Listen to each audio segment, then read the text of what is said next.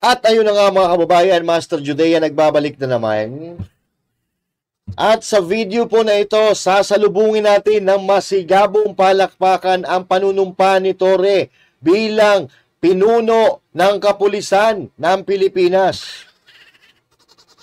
At kanina mga kababayan, isinali na po ang kapangyarihan ng alakwens na si Marbil patungo diyan kay Torre, mga kababayan, para pamunuan ng PNP. Kayo ba ay natutuwa? Kayo ba ay nalulungkot? O kayo ba ay nagtatanong kung bakit nangyayari sa Pilipinas ang mga ganitong kaganapan? Abay, hindi natin alam. Dahil isang pulis na wala pa napatunayan, aba, ayun, yung ranggo sunod-sunod ang pagtaas sa loob lamang ng 6 na buwan.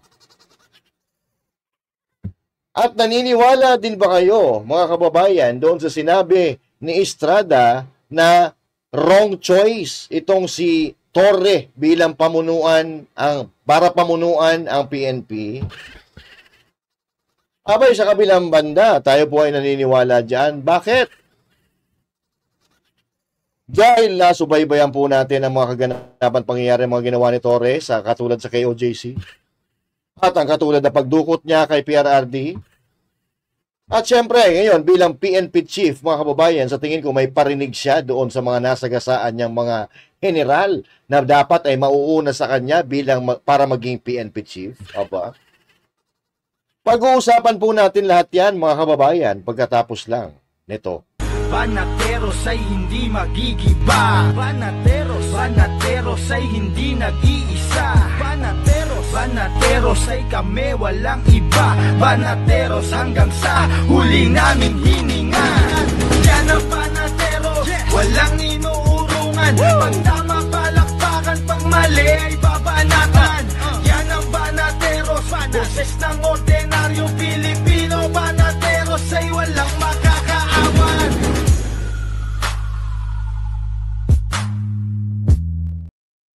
At syempre, magandang araw Luzon, Visayas, Mindanao at sa mga kababayan nating OFW, mga immigrants sa iba't ibang panig ng mundo. Magandang araw po sa inyo lahat. At syempre, huwag kakalimutan na mag-like, mag-share at mag-subscribe para lahat po tayo ay masaya. Okay. Alright, mga kababayan, pag-usapan na po natin ito. Kasi kanina, excuse me, isinali na po ang kapangyarihan from Marbil to Torre. I don't know if dadaan pa ito ng Commission on Appointments or eto na, or this is the real deal, mga kababayan. At wala tayong magagawa dahil ito po ay kagustuhan ng Pangulo ng Pilipinas. Wala naman tayong magagawa dyan. Hindi naman tayo ang pwedeng pumili dyan, di ba? Dahil ito ay kanyang napakinabangan, ayan, PNP chief na, mga kababayan, ang kanyang pamumunuan niya ang buong kapulisan. Walang iba kundi si Torre, mga kababayan. Bakit ako inuubo? Kanina nga mga kababayan, nagkaroon na po ng panunumpa at nagkaroon ng press conference at tila ba may parinig siya doon sa mga nasagasaan niya ng mga senior sa kanya, ng mga PNP, yung mga general, dahil parang sinabi niya, kapag inutusan ka daw ng isang trabaho, dapat ay gawin mo. Dahil kung hindi mo gagawin yan, ay may ibang gagawa niyan para sa'yo. Diba? At pinatunayan po yan ni Torre, mga kababayan, dahil dati marami di umanong general na inalok na pasukin ang KOJC, hulihin si Pastor Apollo Sikibuloy, pero sila ay tumanggi.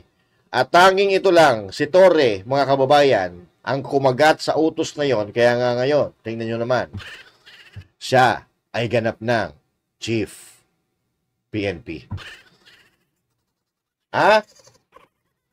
Paano siya naging PNP Chief, mga kababayan, kung yung ginawa niya ay may paglabag na nakikita natin na may paglabag sa batas at hindi tugma kung pagbabasihan natin ang konstitusyon ng Pilipinas.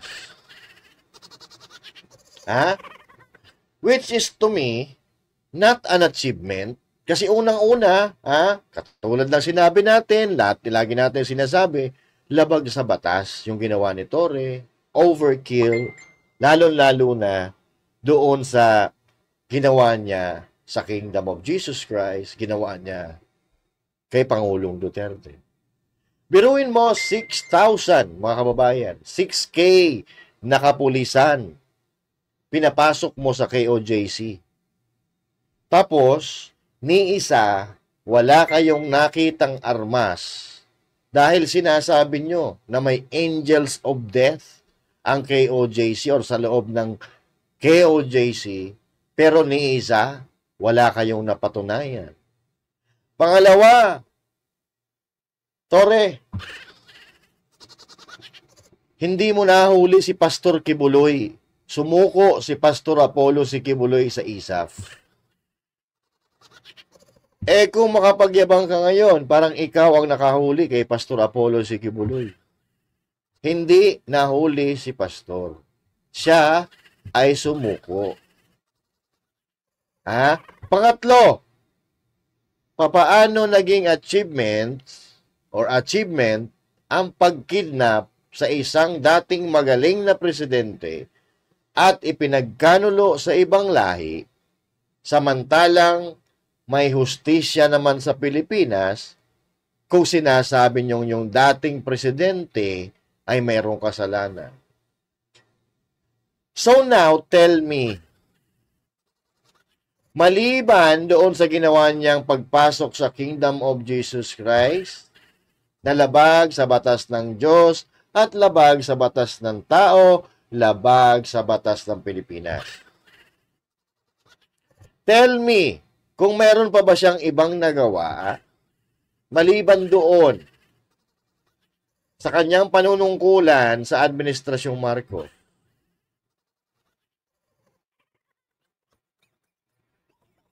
At maliban dyan, mga kababayan, sa kabila ng pagkakahuli pagkakanulo nila kay President Duterte at pagpapakulong nila kay Pastor Apollo C. Kibuloy, nakikita natin sa social media and even sa mainstream media kung gaano kalala ang kriminalidad sa Pilipinas.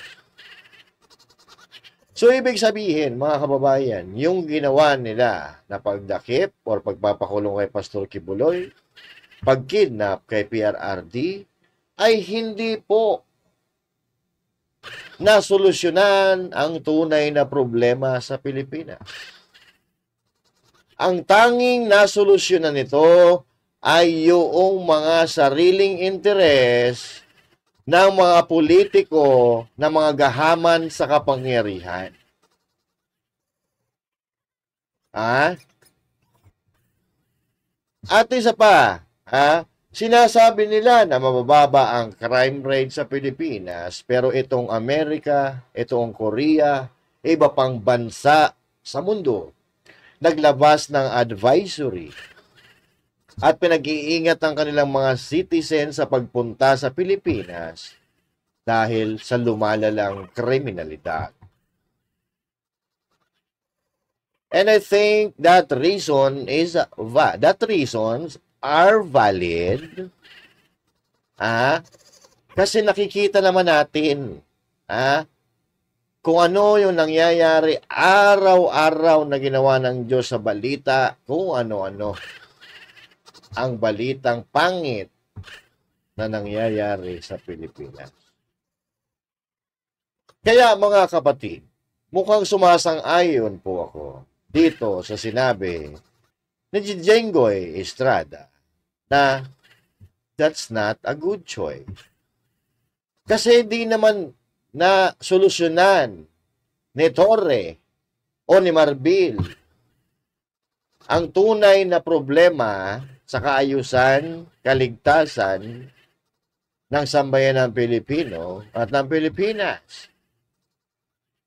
And I don't think there is something to celebrate. Wala tayong dapat i-celebrate dito. Because we know why you are being promoted.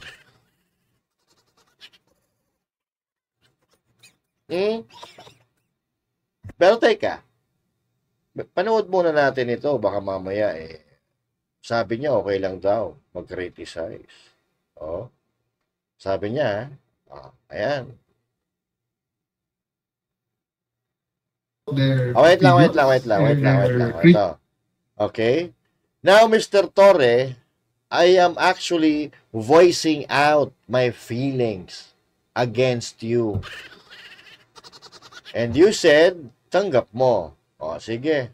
They are welcome to voice out their opinions and their criticisms. Walang problema yan. Tanggap natin yan at tayo natutuwa na may feedback tayo nakukuha sa ating mga kababayan. Isa rin naman ang reminder dyan, just like goes for everybody, it goes to you and me, na we have to do it within the ambit of the law, within the bounds of the law. And sa amin dito, dagdag pa sa mga pulis lalo, we have to do everything within the bounds of decency. Okay?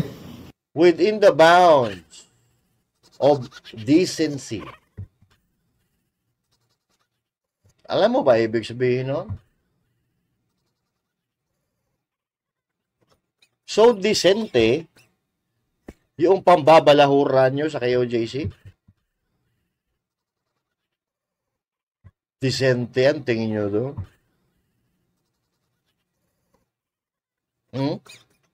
Maraming nasaktan,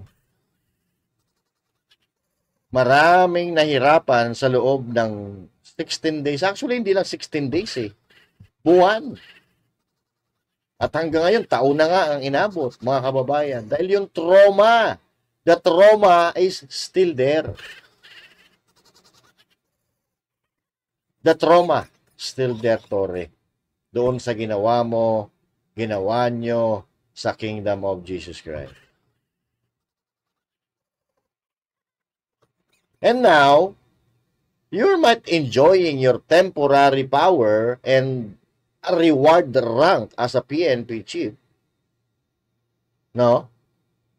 Reward from your boss, pero may katapusan lahat ng bagay sa mundo.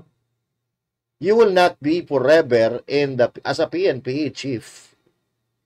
You will retire, and by that time, you don't have a power. I don't know what's going to happen because there's a lot of things. You've done a lot of things that's against our Constitution, and you might be facing that in the future. Because now, if they are going to file a complaint against you, nothing will happen. Because you are loved by Bongbong Marcos Jr. and the Romualdez and Araneta administration.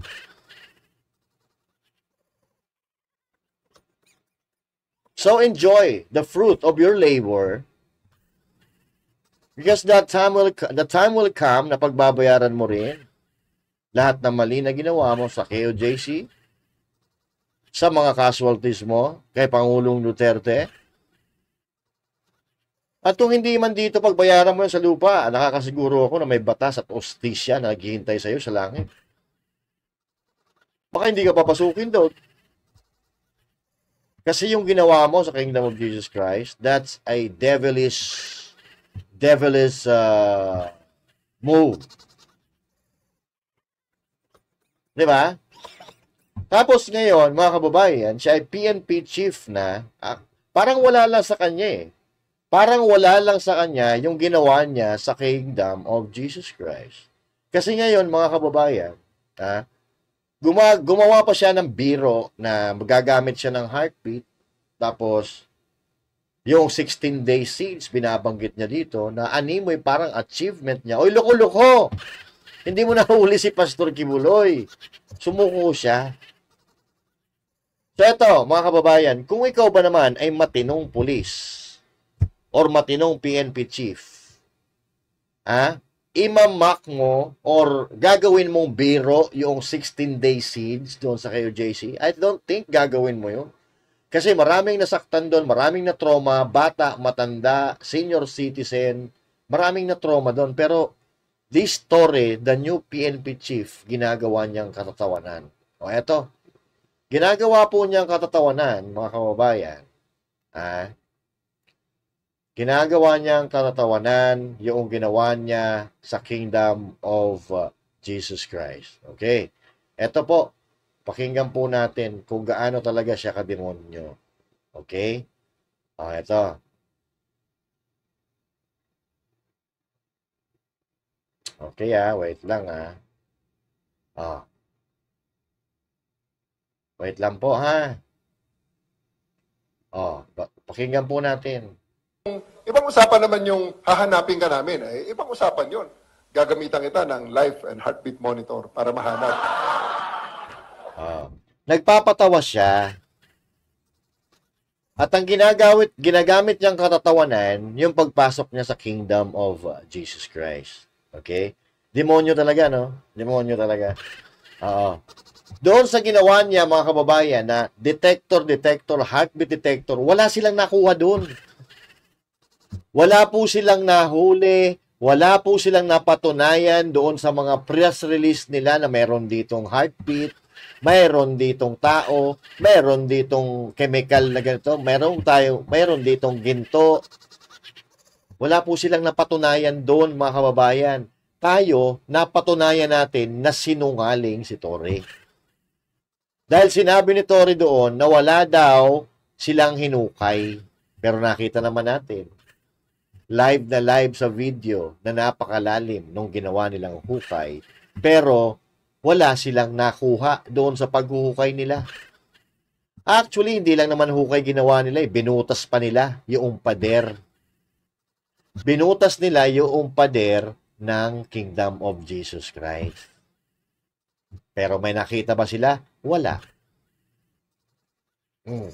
Tapos ngayon ginagawa, ang daming nasaktan sa Kingdom of Jesus Christ, ang daming na trauma, mga bata, matatanda, at hanggang ngayon, dala-dala pa rin nila yung trauma. Tapos itong PNP chief, ginagawang katatawanan yung pagpasok niya sa Kingdom of Jesus Christ. Eto. Tuloy natin. Tumatawa-tawa pa siyang pukin ng ina, no? May pagka-demonyo talaga, di ba? Diba? Tuloy natin. And for that, pag nagtago ka, mga 16 days. Pukin ng ina, 16 days. Pag nagtago ka, mga 16 days daw. Hoy, Torre! Pauulit-ulit naming sasabihin sa'yo, hindi mo nahuli si Pastor Kibuloy. Nagulat ka nga nung tumawag ata sa'yo si Ben-Hur, di ba? The then DILG Secretary Ben-Hur Abalos.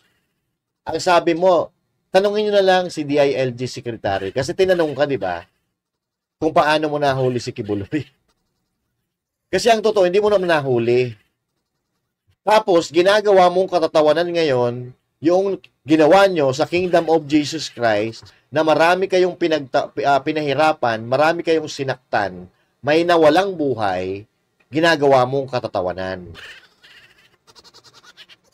This is the kind of PNP chief that we have now, and this is the kind of Philippines that we have under the administration of Bongbong Marcos Jr. Yan, mga kababayan, ay bahay-sambahan po yan. Bahay-sambahan na binalahura ni Torre, binalahura ng mga inutusan niyang pulis, pero ginagawa niya pong katatawanan.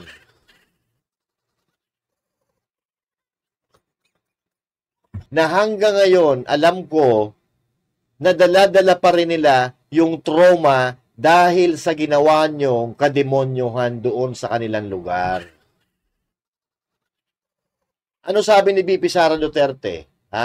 Mag-sorry ang amo mo na si Bongbong Marcos Jr. doon sa ginawa nila sa Kitbog, sa Sarangani, sa Kingdom of Jesus Christ, at sa pamilya noong namatay na miyembro ng Kingdom of Jesus Christ. Okay? So, pati si BP Sara Duterte, minamak mo. Dahil malaking bagay kay BP Sara Duterte ang Kingdom of Jesus Christ, pinaniniwalaan nila na ito ay sagrado, pero ikaw, Torre, ginagawa mong katatawanan. 'Di ba? Okay na sana eh. 'Di ba? Naging PNP chief ka na kahit wala ka namang nagawa para sa taong bayan. 'Di ba? Dahil ang achievement na tinatawag mo ay hindi naman matatawag na achievement dahil ang dami mong paglabag na ginawa sa batas. Unang-una, Tore, yung warrant of arrest na dala-dala mo, hindi naman nakapangalan nga kay Pastor Apollo si Kibuloy at hindi naman naka-address sa Davao kundi sa Pasig. O doon pa lang. Labag na yan sa batas. Ayun yan. Ayun yan sa magagaling na abogado. Ikaw, hindi ka naman abogado. Tapos tinatawanan mo pa yung nangyari sa Kingdom of Jesus Christ. I don't know. Ako nga eh. Masama ang loob ko sa iyo eh. Na hindi naman ako miyembro ng Kingdom of Jesus Christ dahil tinatawanan mo sila. What more ang mararamdaman ng miyembro ng Kingdom of Jesus Christ mismo dito sa ginawa mo? Malamang nang gagalaiti ang puso nila sa iyo, pero alam mo sa sarili mo na mababait sila, kaya ginagago-gago mo na lang. Tore. Diba? Pinahirapan nyo yung mga taga-Kingdom of Jesus Christ, tapos pagtatawanan mo pa ngayon. Tapos sasabihin mo, para ka sa mga Pilipino, para ka sa welfare at kaligtasan ng mga Pilipino. Ay, yung mga taga-Kingdom of Jesus Christ, Pilipino din yun, nakatira sa Pilipinas. Hindi mo ginalang yung kanilang pribadong buhay, hindi mo ginalang yung kanilang sambahan, at higit sa lahat, hindi mo ginalang ang kanilang human rights. Tinanggalan nyo ng tubig. Tinanggalan nyo ng mga supplies para lumabas ang mga miyembro doon sa Kingdom of Jesus Christ. Tapos ngayon gagawin mong katatawanan. Aba.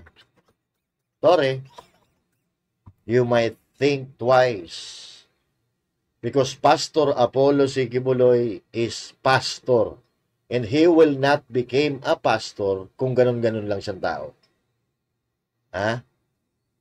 Sa bagay, ang sabi na ng mga Bisaya ang gaba, dili magsaba. So maybe time will come that what you did to them, what you did to Pastor Apollo Kibuloy and the Kingdom of Jesus Christ, what you did to the Dutertes, and what you did especially to former President Duterte, I believe they will seek justice for what you've done. And we are going to wait for that time na sisingilin ka nila doon sa mga kasalanan na ginawa mo sa batas at sa personal nilang buhay. Yun lang naman sa akin. Kasi ang nakakabuisit lang dito, no? Kasi ako nandun ako mga kapatid, ng isang buwan sa Kingdom of Jesus Christ. Alam ko kung gaano kahirap ang pinagdaanan ng mga taga-Kingdom. Lalo-lalo na yung mga bata. Tapos ngayon, gagawin mo lang katatawanan. Aba, hindi naman ata maganda yun, Mr. Torre. Ganun na ba talaga yung ugali mo? Bastos, arrogante, sabi ni Jingo Estrada. Bastos ka kasi ang dami mong ang dami mong nilaktawan na mas senior pa sa'yo. And I'm hoping that they're happy about your promotion. I'm hoping. Diba? Kasi yung ganitong klaseng tao, mga kababayan, PNP chief yan and yet, naging PNP chief siya, alam niya na maraming nasaktan sa Kingdom of Jesus Christ, marami ang na-trauma, bata, matanda, pero ginagawa niyang biro. Makapal nga mukha kasi ginagawa niyang achievement. Hindi naman niya nahuli si Pastor Kibuloy. Sumuko si Pastor. Wala kang napatunayan, Tore. Oo. Dahil ang ginawa mo, ginamit mo lang ang kapangyarihan ng gobyerno para makuha mo si President Duterte para mapalabas mo si Pastor Apollo Kibuloy. ginamit mo ang kapangyarihan ng gobyerno in not a in unconstitutionally manner. Oo. 'Di ba? Yun lang naman ang nagawa mo. Rather than that, wala naman. Nandiyan pa rin yung shabu, nandiyan pa rin yung droga, nandiyan pa rin yung kriminalidad. 'Di ba? Nothing's changed to the welfare of the Filipino people. Kayo lang naman ang nakinabang doon sa ginawa nyo, hindi naman yung Pilipino. Lalo na ikaw. Ikaw ang nakinabang. Look at you now. You are a PNP chief without an achievement that impacted the welfare and the security of the Filipino people. Kasi kung sino yung mga tumutulong kung sino yung nagbigay ng katahimikan sa Pilipinas, ipinagkanuloon nyo sa dahig. Kung sino ang tumutulong sa mga Pilipino sa tuwing may kalamidad, ipinakulong nyo. Si Pastor Kibulo. So what does that make you? You are an animal. Alright? So, mga kababayan, magkita-kita po tayo muli sa susunod na video. And once again, this is Master Juday saying thank you. God bless you all. And to God be the glory. Okay? Mabuhay ang mga animal.